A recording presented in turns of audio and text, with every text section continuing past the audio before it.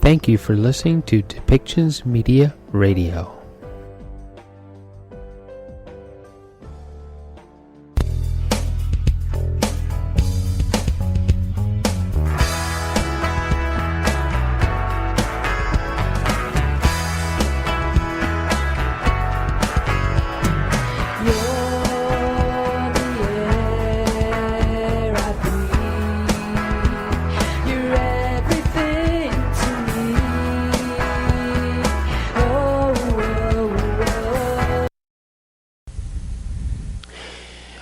One of our biggest problems in business is marketing. And it's because marketing isn't just a single act. It isn't just a single thing that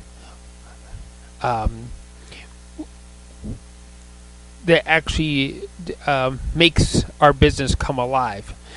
And marketing is the way that we actually put customers and fuel into the engine that is our business. I want to introduce to you an expert on marketing, Lorraine Ball. Not only was she once in the corporate marketplace, and she knows how to build these plans, and she knows how to build them on different scales, because she now is in the small business marketplace with her digital Toolbox community. But she knows what it takes to actually budget these things out, because we're going to need a budget to build the content. We're going to need a budget to get the content to the right people. We're going to need a budget to actually figure out what our product and service, what the audience is going to look like. We're going to need to know not only their demographic, but we're going to need to know how they shop and why they shop. So Lorraine Ball, when we actually get the interview going, she's going to answer some of these things, and she's going to tell us a lot about what it's going to take to actually make the marketing plan of our business work. So let's get on with it, and let's get into Lorraine Ball's interview right now. Welcome back, everyone. I'm here today with Lorraine Ball. And Lorraine, after spending many years in corporate America, she said goodbye to the bureaucracy, the glass ceilings, the bad coffee, and followed her passion to help small businesses. And as the founder of the Digital Toolbox community, she helps business owners use the internet marketing to grow, and then her spare time, she loves to travel and take photos. And I'll be totally honest with you that we always have like a pre chat before we get started with the interview, and Lorraine has already had me in stitches twice. So she's a pretty funny lady. So Lorraine, welcome to the show, and why don't you tell us a little bit more yourself about why you do what you do and how you do it? Awesome. Well, thank you so much for having me. It is so nice to be here. And, you know, that whole build-up on me being funny, no pressure there to, continue to be funny or anything. But why I do what I do, I get jazzed by hanging out with business owners, people who are at the early part of their business, because there is an energy and an excitement and a belief that anything is possible. And I love working with businesses at the beginning stages of their business, and then I also really love working with companies that are stuck, where they've been doing the same thing for a really long time, and they know that they're capable of more. They know that their company can grow, but they need to kind of shift their strategy a little bit. And so those two places are fun, because when the light bulb goes off, when you can help someone see and develop a plan to take their business to that next level. And then when you see the results, and that's my favorite part of it, when you put a plan together that's going to drive more leads or more web traffic or make their phone ring, and it does, there is nothing that feels better than being able to help someone get to that next level and know that you played a role in it. Yeah. In terms of what we do, I ran a digital agency for 19 years, and I'm still associated with that company. But I actually grew it to a point where I was ready to sell it and do something else, and I still consult with Round Peg. But I kind of went back to my first passion, which is training, and founded the Digital Toolbox. It started as a conference. It became an online community, and we're looking forward to being post-COVID, where we can once again do live, face-to-face, in-person training sessions. That would be awesome, won't it? So. Absolutely. So that's who I am, what I do. What would you like to talk about today? Well, let's start off with content, because we all know that as part of marketing, content, that's where it is, right?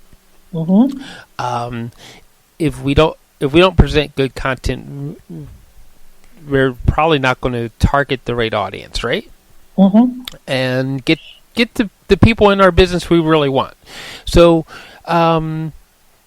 let's talk about what is general user content, and why should anybody really care? So, great question. So, content in general, I think marketing people throw that word around and they just assume that everybody else really gets it and really understands what that means. And so I'm going to back up and define it, because I think, again, a lot of people kind of nod and go, yeah, I know what content is. But content is a pretty broad term, and it includes the written copy on your website. It includes all of the pictures, all of the video. It also includes information that you create specifically to share on social media. Everything from a clever picture to a quick little video to an animated GIF. All those things are content. And all those things added together create a picture of your brand that helps search engines and human beings figure out who you are and what you do. One segment of that is something called user-generated content, and that's where you turn to your audience and invite them to share reviews, pictures, stories about your business. And so all of that kind of falls under that content umbrella. Mm-hmm. Yeah.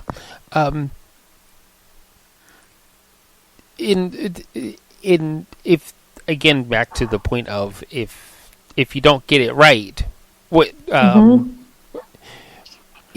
lot of things can happen. But if you get it right, what does happen with our business?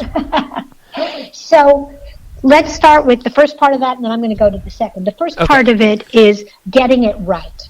How do you get content right? Well, you get content right when you create written words, pictures, video that answer the questions your customers are most likely to have. They want to... People come to the internet because they have questions. Mm-hmm. Maybe they want to know how to do something, or why to do something, or who can help them do something. And so they type in their question. What is a whole house humidifier? What's the difference between a white bean and a navy bean? Should I consider engineered hardwood? I mean, and the list goes on and on and on and on. And the purpose of your head is to answer those questions. Well, before you can create content, you have to know who your prospective customer is. And from there, you can begin thinking about, well, what questions do they have? And then the next piece is, how am I going to answer it? And in case you're curious, there's probably nobody out there searching, specifically looking for the 20-year history of your business, except maybe your mother. Everybody else really doesn't care. So what you want to do is really think about, what do people want to know, and start creating that content. How do you know it's working? Well, you look at data and analytics, and despite everything else, I really am a numbers geek. And so you want to look at your web analytics, and you want to look at your social media analytics, and start figuring out, does anybody care? Does anybody click on that page? Does anybody fill out a form to learn more? Does anybody open your newsletter or like your content on social media? Because if the answer is no to any of those questions, you're not talking about something that I'm really interested in. And as much as you think your website is about you, it's not. It's about your customers. So the first part of it is creating content that answers questions, and then creating content that moves people through your sales funnel. So you put out information on social media, they come to your website, they learn a little bit more, maybe they watch a video, they go to another page, they fill out a contact form, they subscribe to your newsletter, they pick up a telephone and call you, whatever that path is. If people aren't moving through that path, your content isn't working. Right. That makes perfect sense. So when we're creating content, we also want to make sure that we're tracking what it's supposed to be doing for us, right? Absolutely. And, you have to be realistic. One social share on Facebook is not going to drive 25 sales. Probably not. I mean, I'm sure there's some business that might work. But for the vast majority of us, it might be 25 posts on Facebook to get one person to come to your website, who will pick up the phone and call you. And so there is, number one, who's your customer? Number two, what questions do they have? Are you answering it? Is anybody interested? And that last piece is consistency. And this is the thing that really wears people out, particularly smaller businesses. What do you mean I have to have 8 Google My Business status updates every month? What do you mean I have to have 25 Facebook updates? And if you're going to be on Twitter or Pinterest, what do you mean I have to have 250 updates a month? I mean, it's just exhausting. Mm-hmm. And so that's where I really love leaning on user-generated content. And it doesn't work in every industry, but it works in a lot of them, where you can invite your fans and your community to send you or submit content. And I'll give you some examples. We work with a company called Randall Beans. They sell beans in glass jars, and our best marketing for them is always recipes. So every now and then on Facebook, we have a contest, and we invite people to send us their favorite recipe using Randall Beans. And if we select their recipe, we'll send them a coupon for a case of beans. And it's a product they already like. They're happy to have it. And we get half a dozen recipes that we can use over the next 6 months. And we don't have to pay a recipe developer to create that recipe. So that's one example. Another example is we worked with an optometrist, and we ran a contest, and we invited people. He was opening up a pediatric practice, and so we invited people to share photos of their kids wearing glasses, and we gave away prizes that were really kind of cool. hundreds of photos of little kids wearing glasses. It was a win-win because it got all sorts of people talking about him and talking about him as far as pediatric optometry, and everybody's like, "Oh yeah, Dr. Ciano, he's got that new pediatric practice." And so it really helped build awareness for something new that he was doing. Wow. It sounds inventive, but it's also kind of a basic thing, right? Mm-hmm. Did you collect? And you collected like how many hundreds of photos, and you're able to redistribute them so that you got attention back to his optometry business, or the recipes to get attention back to beans in a jar. Absolutely. Well, and the cool thing about the optometry contest, it was a two-part.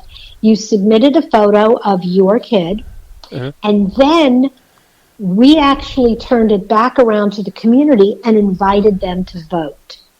And in order to vote, you had to give us your email address and your zip code. And that's going to sound strange that we cared about zip code, but we knew that there'd be a lot of kids in Indiana who might have a grandmother or an aunt and an uncle somewhere in Pittsburgh or Des Moines or Denver. And what we wanted was the email addresses of people who were in Indianapolis, who we could then turn around and send them an email about their adult optometry services.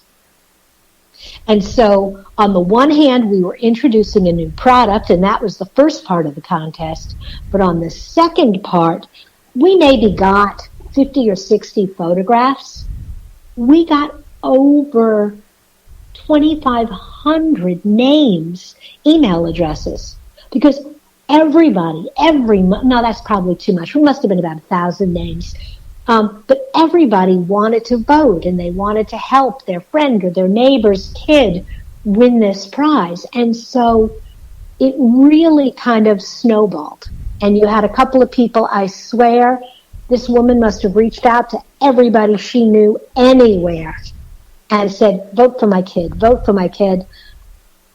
But the vast majority of those names were actually in Indiana. They were potential customers. And so it became the gift that kept on giving. So you were able to build the all-valuable list. Mm-hmm. Mm-hmm. That is genius. Thank you. Every now and then we have those ideas. But yeah, the thing is that not everything is going to go viral, and not everything you create will be loved by millions. But the trick is to invite your community to interact with you, because whether it's their recipe or a picture of their kid or simply being invited to share their opinion, people are more likely to like and comment and share when you've engaged them in the conversation. At the end of the day, social media is about ego. I put something up on Facebook because I want somebody to notice. And when somebody does, I feel good. And when somebody doesn't, I'm kind of sad. I mean, nobody wants to share a picture on Instagram and then look the next day and realize nobody liked it. That is very true. So, okay, while we're on the topic of social media, what is your best advice for handling social media? Because, like you said, there's so much that you have to do to keep it up to date and everything, and it can put you on overwhelm. So, what's the best way to get around the overwhelm and yet get the best results from a social media platform? So, several things. Number one, give yourself permission to not be everywhere. It's really tempting, and everybody everybody has their favorite platform, and they're going to be like, oh my God, you got to be on Instagram, you got to be on Snapchat, you got to be on TikTok, you got to be on LinkedIn, you got to be on Facebook, and oh, how can you ignore Twitter? Everybody is on Twitter. And what I tell business owners is stop and take a deep breath. And then ask yourself, not where do I want to be, but where are my customers? And beyond that, just because my customers are there, will they be open to a conversation about my product there? So some examples. Instagram is very popular with millennials and Gen Z. Mm-hmm. That's their platform. 35 and under, that's where they play.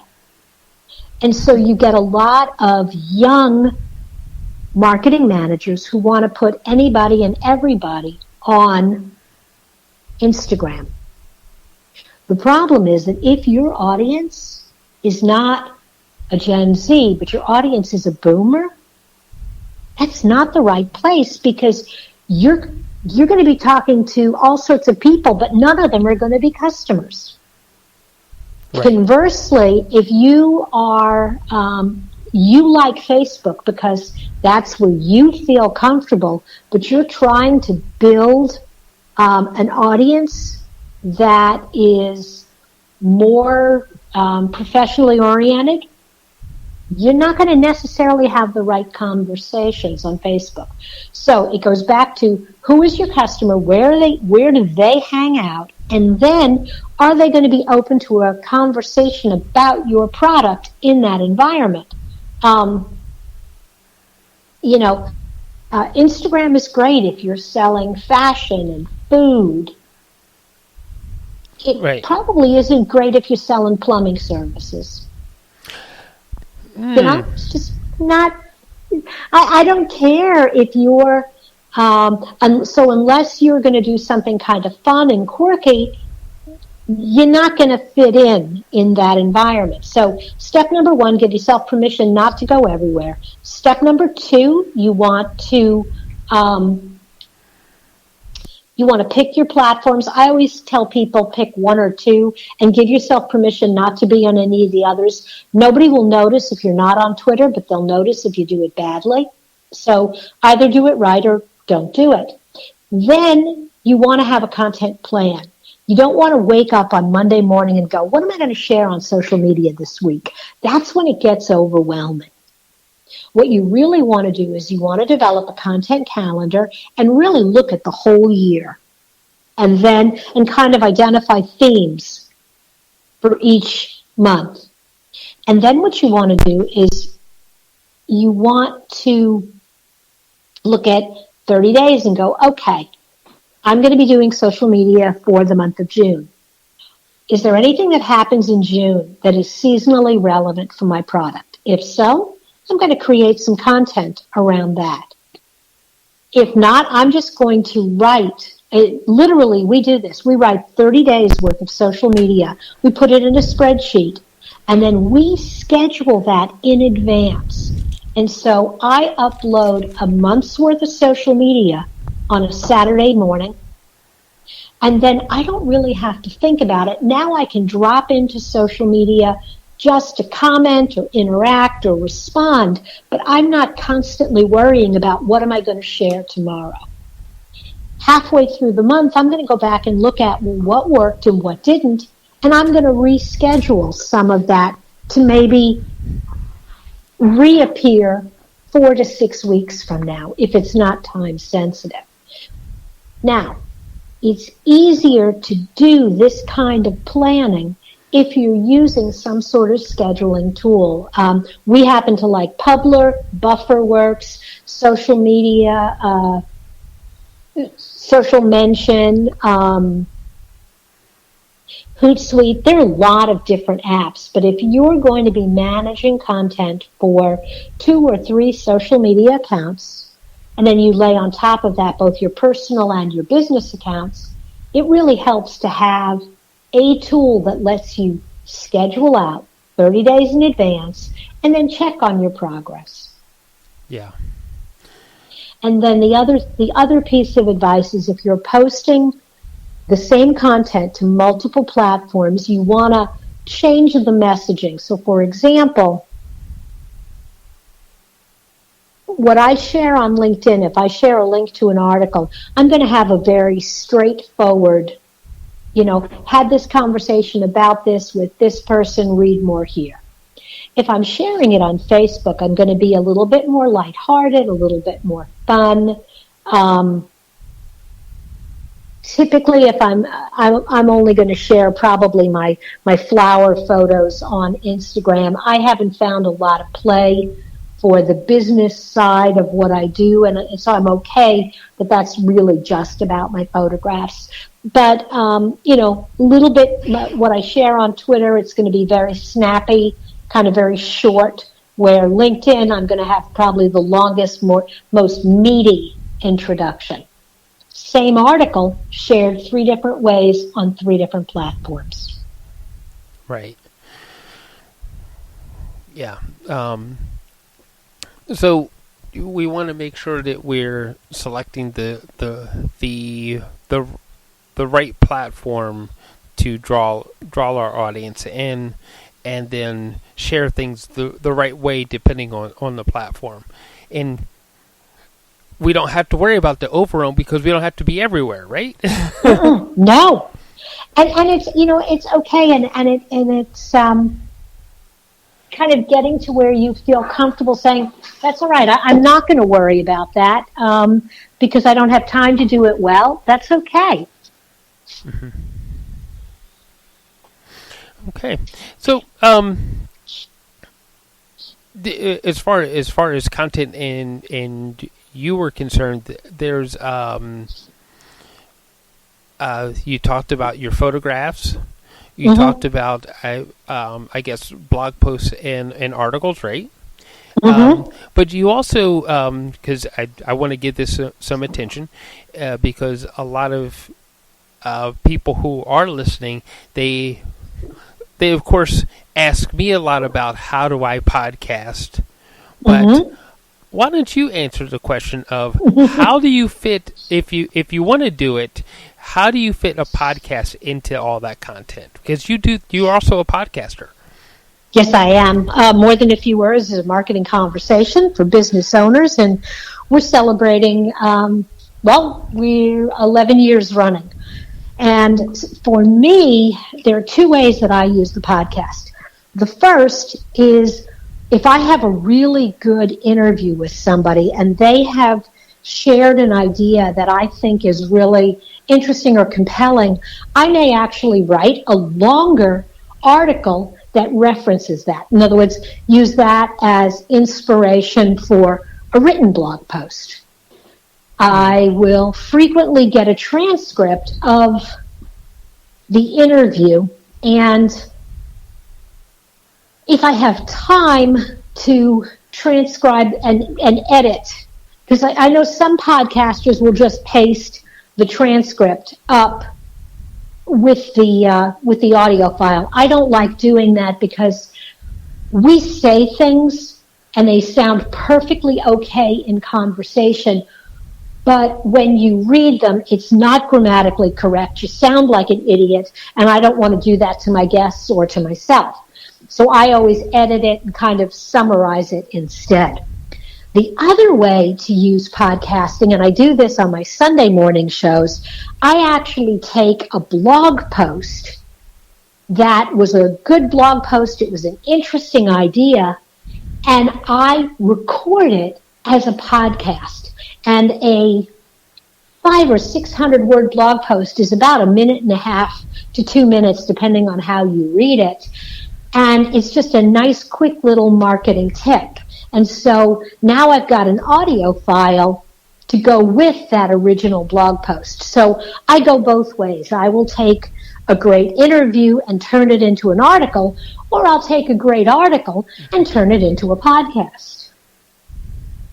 Yeah, that's for a lot of businesses, that sounds like a wonderful idea, and it is different than how we actually use our podcast content. here because we're also partly a news media station. So the news media thing just doesn't look the same way because that guest did the press release. Well, when they send you their transcript of what say President Biden said, is like, just use it verbatim, copy, paste, go. But when I actually do the transcript of our conversation, I would actually have to edit it so that it looks like it reads, because all the and the oh and the doesn't translate. We got to get rid of that stuff and make it look more like a readable article, right? Absolutely. That's where I struggle a lot with even fabulous podcast interviews. They're wonderful to listen to, but a lot of the intonation, a lot of the interesting conversation just doesn't come through if you just read the transcript. You have to clean that up, and sometimes more than others. I also have a challenge, and it has to do with, I think, both the little bit of my New York accent, but also kind of the voice tone. A lot of the transcription services just don't get me. They've gotten better, but I have struggled with voice-to-text recording transcriptions for years because I look at the transcript and I'm like, yeah, there's none of the right words in there. And so a lot of times it really does take a lot of cleanup. Yeah. So, okay. So we're starting to run out of time here. And I want to get to a couple of last questions here. One is when we get done all this next question, tell us the best ways to get a hold of you and work with you. But what is the ultimate goal that you have for the business owner that you work with? That's a really interesting question, and I think it's different for different business owners because my goal is going to depend on what they're trying to achieve.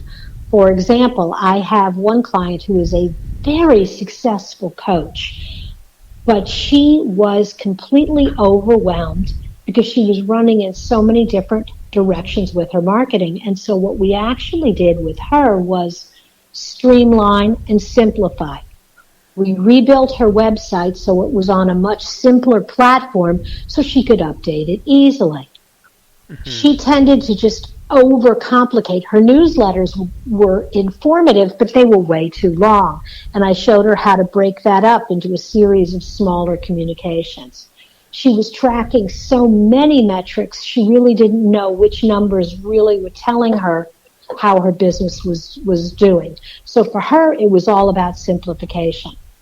I work with a flooring company, and for them, it was generate leads. And so we put everything just in terms of making their phone ring, because that was where they were best. When the telephone rang and they could pick it up and answer it, that was the very best solution. So because their salespeople were really good on the phone. And so success for them was phone calls. For one of my other clients, they sell beans in the glass jars, and they do have an online shopping cart, but that's not a measure for them. They don't actually want to sell the beans online because shipping glass bottles is very expensive. What they want is for people to go into the stores and ask for the beans by name. So for them, it was really about awareness. It was about building a huge Facebook community. It was about driving lots of traffic to the website and getting people excited about using their product and then going to the grocery store and buying them. Wow. Yeah, so the goal's always different for each client. Okay. So the goal will always fit the client. Absolutely. And that's a really good reason for us to actually say you should go and check out Lorraine Ball at digitaltoolbox.club and morethanafewwords.com. Cool. Really, it's been a lot of fun, and everybody go check her out, because I think you're going to have a lot of fun working with her, and you're going to have especially a lot of fun because she's going to help turn your business into the success you really want. Again, thank you, Lorraine, and it's been a lot of fun. So, this was a lot of fun. Thank you so much for having me. All right. Okay, and thank you, everybody, for listening, and bye for now. For more information, please go to depictions.media and check out the blog posts for Lorraine Ball. And please do click on our contact page and let us know how we can help.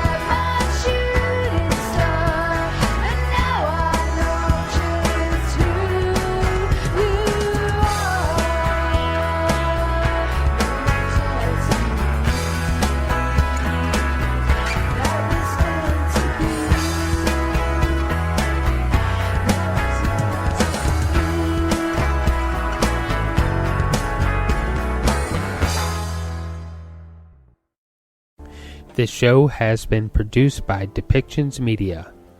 please contact us at depictions.media for more information.